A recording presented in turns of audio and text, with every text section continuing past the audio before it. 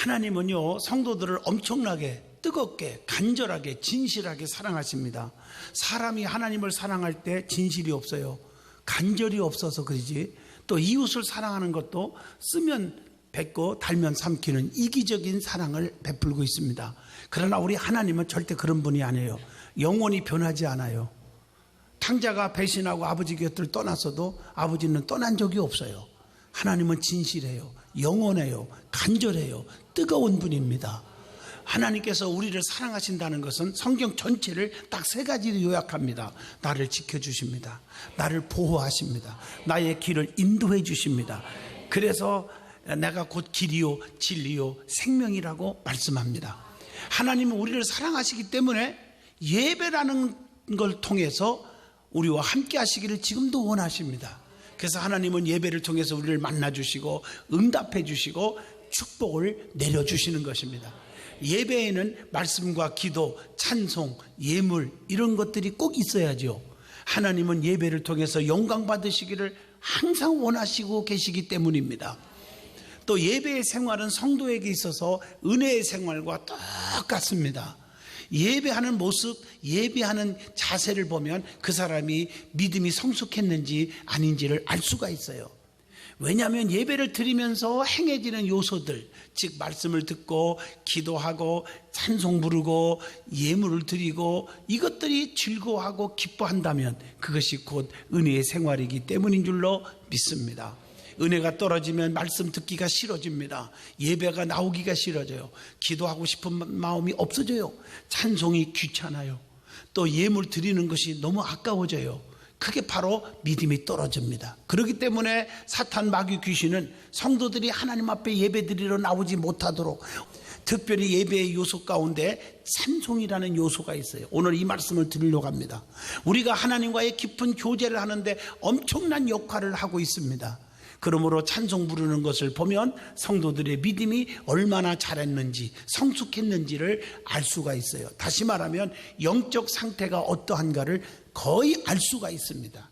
찬송 부르는 그 모습을 보면 나와요. 찬송을 통해서 건강의 상태를 또 알 수가 있습니다. 영적으로 건강한 사람은요, 자기도 모르는 사이에 찬송이 즐겁고 얼굴에 막 빛이 나고요, 그냥 기쁘고 감사하고 이런 찬송이 막 나와요. 오늘 본문은 사도 베드로가 주님께 찬송함으로 영광을 돌리게 된 말씀이 분명히 기록되어 있습니다. 즉 중생과 산 소망, 그리고 하늘의 기업, 말세의 구원, 그리고 하나님의 보호하심을 언급함으로써 믿음의 시련 중에 있던 그리스도인들에게 구원의 확실성을 다시 한번 강조하면서 주님께 영광을 드린 말씀이 본문의 말씀입니다. 오늘 이 시간을 통해서 은혜 받는 복된 시간이 반드시 되어지기를 주 이름으로 축원합니다. 제일 먼저 은혜 받을 말씀은 예배는 매우 중요하다 하는 말씀입니다. 요한복음 4장 23절로 24절 아버지께 참되게 예배하는 자들은 영과 진리로 예배할 때가 오나니 곧 이때라. 아버지께서는 자기에게 이렇게 예배하는 자들을 찾으시느니라. 하나님은 영이시니 예배하는 자가 영과 진리로 예배할지니라. 예배는 구약의 제사입니다. 신약에는 예배라고 표현하는데, 그래서 구약의 예배, 히브리 언어로 보면 제바츠라고 하는 단어가 있고, 신약에서 예배라는 말은 이 헬란 말로 프로스큐네오라고 하는 단어가 있어요. 이 말은 하나님을 경외하며 하나님을 섬기는 헌신적인 행위를 뜻하는 단어입니다. 그러면 예배가 그렇게 중요한데 예배의 목적이 무엇입니까? 성삼위 하나님께 감사와 찬송과 영광을 돌리는 데 있다고 첫 번째 말합니다. 에베소 1장 14절에 그렇게 말하고 있어요. 두 번째로는 사도행전 3장 19절에도 말씀했듯이 하나님께 죄를 고백하고 지은 죄를 용서받음으로 하나님의 긍휼과 은총과 복을 받는 데 있다고 봅니다. 세 번째로는 신명기 6장 5절에 너는 마음을 다하고 뜻을 다하고 힘을 다하여 네 하나님 여호와를 사랑하라 한 것처럼 하나님께 우리의 심과 뜻과 정성을 드리는 헌신의 목적이 있다는 것이죠. 네 번째 목적은 하나님을 만나는 데 목적이 있는 거예요. 이것이 가장 중요한 거예요. 싫은 사람은 만나기가 싫지만 사랑하는 사람은 자꾸 만나고 싶고 보고 싶은 거예요. 그렇잖아요. 어떤 사람은 만나면 상처가 되고 만나기가 싫고, 그 사람은 오면 나도 나타나기가 싫고, 이런 마음을 가진다면 그 사랑이 아니거든요. 하나님을 사랑하면 주님을 만나는 시간, 예배에 열심히 하셔야 될 줄로 믿습니다. 그리고 모든 복은 예배를 통해서 나옵니다. 진정한 복은 하나님 자신입니다. 유교에서 말하는 복은 장수, 부귀, 강령 혹은 유호독, 고종명 이런 걸 가리켜서 복이라 그러죠. 기독교에서 말하는 진정한 복은요, 하나님 자신이에요. 복 중에 가장 귀한 복은 하나님 만난 거예요. 하나님을 믿는 거예요. 그러므로 하나님께서 함께 하시는 성도는 시편 1편 복 있는 사람인 줄로 믿습니다. 하나님께서 함께 하시지 않는 사람은 영적으로 말하면 영적 고아와 같은 것입니다. 하나님은 예배를 드릴 때 우리와 지금도 임마누엘 되어주시는 거예요. 그렇기 때문에 모든 복은 예배를 통해서 나오게 되어 있는 줄로 믿습니다.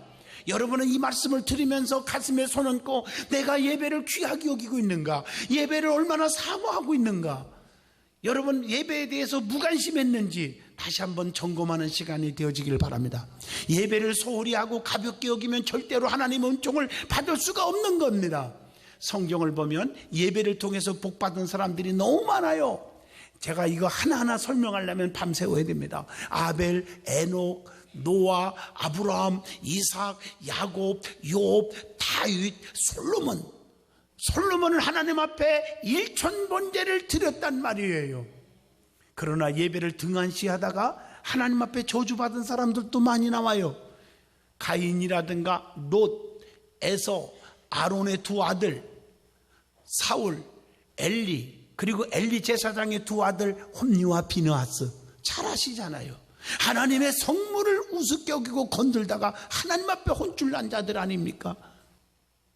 그래서 신령과 진정으로 드려지는 예배가 아니라 형식적인 예배는 하나님이 받지 않으신다고 하는 말씀입니다. 그러므로 성도는 예배를 소중히 여기고 예배에 충실하여야 합니다. 하나님께 온전한 마음으로 예배할 때 섬기는 그 넘치는 은혜와 복을 반드시 받게 되는 것입니다. 그리고 주일 성수, 즉 예배는 축복입니다, 이 말이에요. 주일 성수는 무거운 짐이 아니라 하나님의 품에서 안식하는 복된 날입니다. 어떤 사람들은 주일날이 얼마나 지겨운지 주일날 딱 돌아오면 야 벌써 일요일이냐, 벌써 공휴일이냐, 이런 분들이 있고요. 어떤 사람은요 주일 지키고 나서 화요일날 또 성경책 끼고 교회 오길래 왜 왔냐니까 목사님 오늘이 주일이 아닙니까? 뭔 말인지 잘 이해가 안 되시나요? 그런 분도 있단 말이에요. 주일의 구약적 개념은 창조를 기념하는 날이라고 한다면 신약에서는 예수 그리스도의 부활을 기념하는 성일입니다. 이 날을 거룩히 지키면 이사야 58장 14절에 세 가지 복이 오는데 내가 여호와의 안에서 즐거움을 얻을 것이요, 첫째. 두 번째, 내가 너의 땅에 높은 곳에 올리고 높은 곳에 올려줘. 세 번째, 내 조상 야곱의 기업으로 기르리라, 여호와의 입의 말씀이니라. 그랬어요. 자, 두 번째 은혜 받을 말씀은 예배 드리는 그 성전의 기능이 참 중요합니다. 성도는 예배 드리는 성전을 가장 귀하게 여겨야 합니다. 아무 데서나 예배 드리면 되지 하는 생각을 버려야 합니다. 시편 138편 2절 보면 내가 주의 성전을 향하여 경배하며 주의 인자하심과 성실하심으로 말미암아 주의 이름에 감사하오리니 이는 주께서 주의 말씀을 주의 모든 이름보다 높게 하셨습니다. 주의 성전을 향한다. 성전에서 경배한다는 것은 성전 중심의 예배를 의미합니다. 섬기는 본교회에서 본 성전을 무시하고 신앙생활하면 곁길로 가고 이단에 빠지고 상처받고 힘드는 일이 자꾸 생기는 겁니다. 우리는 곁눈질하지 마십시오. 성전을 사모하고 생각하면 기도한 대로 모두 응답을 주십니다. 시편 138편 3절에 내가 간구하시는 날에 주께서 응답하시고 내 영혼의 힘을 얻어 주어서 나를 강하게 하셨나이다. 성전에 예배드리는 자에게는 기도하면 응답 주시고 기도하면 다 들어주신다는 거예요. 내 영혼이 강해서 흔들리지 않고 하나님이 붙잡아 주신다고 그렇게 보장해 주고 있어요. 그래서 제가 시편 138편을 얼마나 좋아하는 말씀인지 몰라요. 성전에는 4가지 크게 나누면 기능이 있죠. 하나는 말씀 선포의 기능이 있습니다. 케리크마라고 그러죠. 성전은 하나님의 집이 되어야 합니다. 말씀이 없으면 안 됩니다. 간증도 중요하고 예화도 중요하지만 말씀이 풍성해야 됩니다. 가장 중요한 것이 말씀 선포의 기능입니다. 부족하지만 저는 이 말씀 때문에 얼마나 시간을 활용하는지 아십니까? 누가복음 19장 47절에 예수께서 날마다 성전에서 말씀을 가르치셨어요. 사도행전 15장 21절 안식일마다 해당해서 글을 읽음이라 하였더라. 우리에게 성경 통독반 보세요. 매주 월요일마다 통독하러 오잖아요. 하나님 말씀을 읽었음이더라. 마가복음 12장 35절 예수께서 성전에서 가르쳤어요, 말씀을. 그 다음에 두 번째 기능이 기도의 기능입니다. 기도 외에는 이런 유가 나갈 수 없다 했잖아요. 성전은 기도의 집입니다. 예수님도 내 집은 만민이 기도하는 집이라고 마가복음 11장 17절에 분명히 말씀합니다. 성전에서 기도하면 반드시 누가복음 18장 10절로 14절에 응답이 있는데 바리새인 기도와 세리의 기도가 나오잖아요. 누가복음 18장 14절에도 보면 나옵니다. 세리의 기도처럼 자신을 낮추는 겸손의 기도를 드려지기를 바랍니다. 세 번째 기능은 교제의 기능입니다. 이것은 사귐이라는 말도 쓸 수 있고 코에노니아 하는 단어를 쓰게 되죠. 영적 사랑의 교제입니다. 교제라는 단어에는 3가지 의미가 있죠. 협조 혹은 선물, 세 번째 참여, 이 뜻이 담겨져 있어요. 교제는 협조, 즉 힘을 보태는 것입니다. 마게도니아 교회가 예루살렘 교회를 도왔다고 고린도후서 8장 1절로 5절에 나옵니다. 하나님의 성전은 하나님께서 도우십니다. 사람의 주관으로 계산하지 사람의 판단으로 계산하지 마시기를 바랍니다. 그 다음에 선물이라는 개념이 있죠. 선물, 교제는 선물이에요. 선물은 사랑을 나누는 것입니다. 그래서 교제라는 말을 씁니다. 교회는 사랑이 충만해야 돼요. 요한복음 15장 12절 내가 새 계명을 너에게 주는데 서로 사랑하라고 했습니다. 그 다음에 참여라는 단어입니다. 참여는 봉사의 일원이 되는 거예요. 고린도후서 8장 4절입니다. 교회의 모든 행사에 정말 핑계대지 말고 참여하는 미덕을 보여야 됩니다. 네 번째 교회의 기능은 봉사의 기능입니다. 마태복음 20장 28절 우리 예수님 말씀했죠. 인자가 온 것은 섬김을 받으러 온 것이 아니라 오히려 섬기러 왔느라.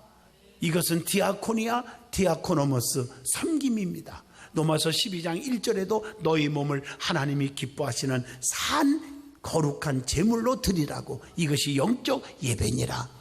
우리가 드려지는 예배도 섬기는 기능이 있어요. 이걸 서비스라고 그러죠. to service. 이 서비스라는 말은 남을 즐겁게 한다, 기쁘게 해준다는 거예요. 성도들은 항상 봉사하면서 교회가 즐겁고 성도들이 즐겁고 기쁘고 행복하게 만들어 주는 것입니다. 그러므로 성도는 성전에 모여서 하나님을 섬기고 주의 종을 섬기고 성도들을 힘껏 섬겨야 된다는 것을 말씀하고 있죠. 교회 안에서는 민주주의보다 하나님 제일주의, 신본주의가 되어야 됩니다. 예수님이 오신 목적이 섬기러 왔다고 하신 것처럼 항상 섬기고자 하는 자세를 가져야 합니다. 그 다음에 찬송이 뭘까요? 은혜입니다. 본문의 베드로는 주님의 큰 은혜를 감사함으로 찬송으로 영광을 돌렸다고 본문 3절에 말씀합니다. 찬송은 노래로서 하나님께 드려지는 기도입니다. 성도들이 하나님께 경배하면서 또는 자신의 기쁨을 나타내기 위해서 그리고 남에게 복음을 증거하기 위해서 부르는 노래가 찬송입니다. 왜 찬송이 불러야 합니까? 목적이 뭡니까? 목적. 찬송과 찬양은 피조물들이 창조주 하나님께 예배를 드리고 은총과 복을 주심에 대한 감사의 경의를 표하는 것입니다. 그래서 하나님을 경배하기 위해서 찬송하는 거예요. 내가 흥겨워서 내 감정에 따라 막 부르는 것이 아니라 하나님께 경배드리는 마음으로 그런 자세로 불러줘야 합니다. 출애굽하여 홍해를 건넌 이스라엘 백성들은 하나님께 그 위대하심을 찬송하고 애국 군대를 물리쳐 주신 하나님의 승리를 찬양했다고 출애굽기 15장 1절로 2절에 기록되어 있지 않습니까? 주님께서 나귀 타고 예루살렘에 입성하실 때 무리들이 호산나 호산나 다윗의 자손이여 찬송하리로다, 주의 이름으로 오시는 이여 라고 마태복음 21장 9절에도 외치고 있지 않습니까? 찬송은 주님의 이름을 증거하는 입술의 열매라고 히브리서 13장 15절에 말씀하고 계십니다. 그 다음에 찬송은 자신의 기쁨을 나타내기 위해서 하는 거예요. 내 기쁨을. 마태복음 26장 30절, 이에 그들이 찬미하고 감람산으로 나아가니라. 찬양하며 승리한 여호사밧이 있죠. 그게 성경에 나오죠. 찬양대를 앞세우고 전쟁터에 나가서 여호와께 감사하세, 그 자비하심이 영원하도다 하는 찬양만 막 했어요. 그것밖에 한 게 없어요. 막 대포를 가지고 총칼로 가지고 덤빈 게 아니라. 그런데 그것밖에 없음에도 불구하고 여호사밧이 크게 이겼어요. 그것은 하나님께서 개입하셨기 때문입니다. 그러므로 찬송할 때 하나님의 은혜가 넘치게 되고 성령이 임재하시고 기적이 반드시 일어나는 줄로 믿습니다. 왜 찬송을 해야 됩니까? 찬송해야 할 이유가 무엇입니까? 첫째, 이사야 43장 21절, 구원함을 얻었으니 찬송을 해야 한다고 말씀하고 계십니다. 에베소서 1장 3절을 보면 신령한 복을 얻었기 때문에 찬송을 하여야 합니다. 시편 33편 6절로 22절, 창조주 하나님의 능력이 크기 때문에 찬송을 해야 한다고 가르쳐주고 있습니다. 오늘은 저와 여러분이 찬송의 필요성, 찬송이 너무 중요하다는 것을 오늘 은혜 받는 시간인 줄로 믿습니다. 여호와는 우리의 도움이요 방패가 되시기 때문에 찬송을 하여야 한다고 시편 33편 20절에 분명히 말씀합니다. 그러면 어떻게 찬송을 하여야 합니까? 죽은 자는 찬송을 못합니다. 산 자만이 찬송을 합니다. 아무리 영리한 동물이라도 찬송은 못합니다. 앵무새가요 똑똑하다고요. 그런데 엊그제 앵무새가 큰 걸 몇 마리를 봤는데 막 소리를 질러요. 엊그제 제주도 가서 어느 식당에 갔더니 앵무새가 있더라고. 커피숍에죠. 와, 그래서 내가요 할렐루야 하나님을 찬양한다 하대. 이것밖에 못해요. 아무리 가르쳐도 이것들이. 또 어떤 앵무새는 할렐루야 비슷하게 하는데 그 다음 얘기는 여호와를 찬양한다, 이 말을 아무리 가르쳐도 못해요. 여러분, 영혼을 가진 우리는 찬송할 수 있음에 감사하십시오. 찬송을 믿는 자들의 신앙의 표현이기도 합니다. 어떻게 찬송하며 고백해야 합니까? 시편 100편 66편 1절, 고린도서 3장 16절, 첫째로 기쁨과 감사로 찬양하라. 너무 감사하죠. 두 번째, 고린도전서 14장 15절, 어떻게 할까요? 내가 영으로 기도하고 마음으로 기도하며 내가 영으로 찬송하고 또 마음으로 찬송하리로다. 입술과 심령으로 깊은 곳에서 울러나오는 영적인 찬양을 해야 합니다. 겉으로만 멋있게 부르는 것이 찬양이 아닙니다. 겸손과 진실과 경건한 마음으로 해야 될 줄로 믿습니다. 세 번째로는 에베소서 5장 18절로 19절에 성령에 감동하여 찬양하여야 합니다. 네 번째로는 시편 22편 25절에 하나님을 기억하면서 하나님을 다 생각하면서 불러야 될 줄로 믿습니다. 시편 71편 14절에 보면 나는 항상 소망을 품고 주를 더욱더 찬송하리이다. 소망을 품고 찬송해야 돼요. 자, 그러면 본문 말씀에 보면 베드로는 왜 찬송하리로다 라고 말했을까요? 첫째, 오늘 본문 3절입니다. 긍휼을 베풀어 주신 주님이기 때문에 찬송한다고 했습니다. 여러분, 하나님의 긍휼이 없이는 안 되잖아요. 하나님은 풍성한 긍휼을 지니고 계신 분입니다. 하나님의 긍휼이 없으면 우리는요 참아주시지도 않으시며 살아남을 자가 아무도 없을 거예요. 하나님이 긍휼을 베풀어 주시기 때문에 그 사랑이 에베소 2장 4절 말이에요. 긍휼에 풍성하신 하나님이 우리를 사랑하신 그 큰 사랑을 인하여 찬송하여야 합니다. 하나님 왜 긍휼을 지니고 계십니까? 그 이유가 뭡니까? 이유가 있어요. 왜 우리를 불쌍히 여겨주시고 왜 우리를 용서하시고 긍휼을 여겨주실까? 디도서 3장 5절 우리를 구원하시려고. 히브리서 4장 16절 은혜의 보좌 앞에 나오게 하기 위해서. 여러분, 이게 참 중요하잖아요. 부활하심으로 우리 주님은 우리를 거듭나게 산 소망이 있게 하신 주님이시기에 우리는 찬송하는 것이라고 3절에 말씀합니다. 그러면 거듭난 자는 누구입니까? 라고 질문합니다. 거듭난 자가 누구예요? 야, 나 거듭났어. 그런다고 거듭난 게 아니더라고요. 요한복음 3장 5절에 거듭나지 아니하면 하나님 나라에 들어갈 수가 없다겠는데, 첫째가 요한복음 3장 3절 새 마음을 가진 자예요. 심령이 새롭게 된 자예요. 그래서 갈라디아서 6장 15절에 오직 새로 지으심을 받은 것만이 중요하니라. 또 하나, 두 번째로는 새 사람이에요. 옛사람이 죽은 자예요. 옛 성품과 예전의 인격이 완전히 바뀌어진 자예요. 그 다음에 새 생활하는 자예요. 즉 거룩한 생활을 하는 자, 또 거듭난 자를 의미합니다. 그리고 썩지 않을 기업, 쇠하지 않을 기업, 영원한 기업을 주신 은혜를 영위하게 하기 위해서 주님께서 우리에게 찬송하라고 하신 겁니다. 본문 4절에 보면 썩지 않고 더럽히지 않고 쇠하지 아니하는 유업을 잊게 하시나니 곧 너희를 위하여 하늘에 간직한 것이니라. 이 세상의 기업은요, 아무렇게 좋게 우리가 보여도 오래가지 못하고 세월이 지나다 보면 부패하고 썩고 맙니다. 그러나 주님이 주신 기업은 영원합니다. 그리고 썩지 않고 깨끗한 기업이며 하나님으로부터 나오기 때문에 너무 귀한 것이라고.